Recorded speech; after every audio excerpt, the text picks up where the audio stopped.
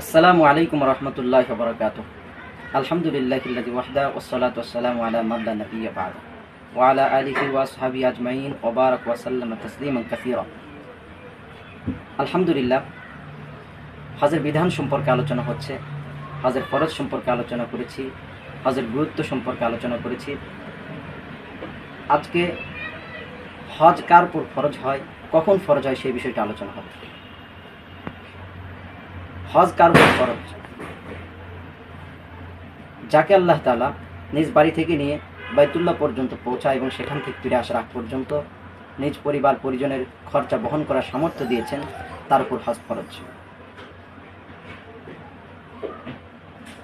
কিন্তু আমরা মনে করে থাকি যে হজ ওই ব্যক্তির উপর ফরজ যাকে আল্লাহ তাআলা নিজ বাড়ি থেকে নিয়ে বাইতুল্লাহ পর্যন্ত পৌঁছা এবং সেখান থেকে ফিরে আসার আগ পর্যন্ত নিজ পরিবার পরিজনের খরচা বহন করার মতো সামর্থ্য দিয়েছেন এবং এই পরিমাণ নগদ অর্থ যার কাছে আছে, নগদ টাকা যার কাছে আছে, তার উপর হজ ফরজ আমরা মনে করে থাকি।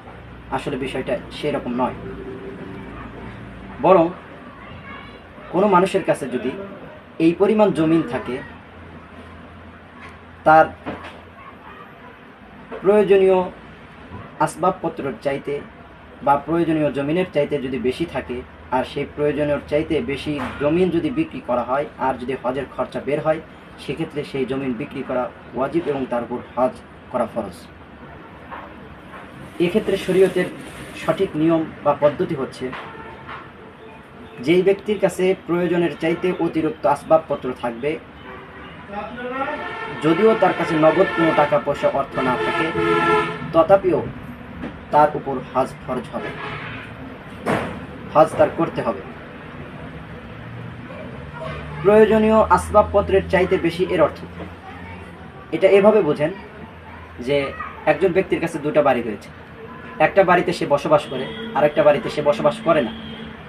তাহলে ওই ব্যক্তি যেই বাড়িতে বসবাস করে না সেই বাড়ি বিক্রি করলে যদি হজের খরচা বের হয়, তাহলে সেক্ষেত্রে ওই বাড়ি বিক্রি করে তার জন্য হজ করা জরুরি এবং তার উপর হজ ফরজ হবে।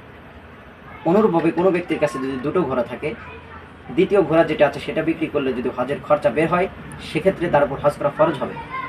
ঠিক অনুরূপভাবে কোনো ব্যবসায়ী যদি এমন হয় যেই ব্যবসায়ীর কাছে ব্যবসায়ী সামান আসবাবপত্র এই পরিমাণ আছে, যেই পরিমাণ আসবাবপত্র তার কাছে রয়েছে সেখান থেকে যদি কিছু সে বিক্রি করে দেয় আর বিক্রিত টাকার মাধ্যমে হজের খরচা বের হয়ে যায়, সেক্ষেত্রে তার জন্য হজ করা ফরজ হবে।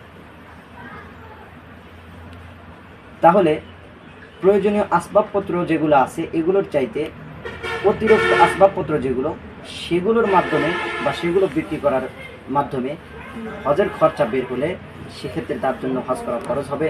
বিষয়টি এমন নয় যে হজের জন্য নগদ অর্থ থাকতে হবে, এমন কোনো বিষয় নয়।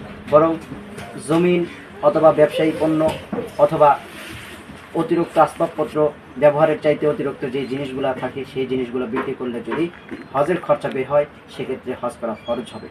আর ওই ব্যক্তির উপর হজ করা ফরজ হবে না যেই ব্যক্তি তার খরচা হজের খরচা বহন করার মতো সামর্থ্য রাখে না, ওই ব্যক্তির উপর হজ ফরজ হবে না। এই জন্য আমরা ভালোভাবে খেয়াল রাখবো। আমরা এটা মনে করব না যে আমার কাছে তো নগদ অর্থ নেই, এই জন্য আমার উপর হজ ফরজ না। বিষয়টা এমন না। বরং আপনার কাছে যদি জমিনও থাকে, অতিরিক্ত জমিন যেগুলো আছে সেগুলো বিক্রি করে আপনার উপর হজের খরচা বের করে হজ করা আপনার উপর ফরজ হয়ে যাবে। আল্লাহ তাআলা আমাদের সকলকে ভালোভাবে বোঝার তৌফিক দান করুন। আসসালামু আলাইকুম রহমতুল্লাহ।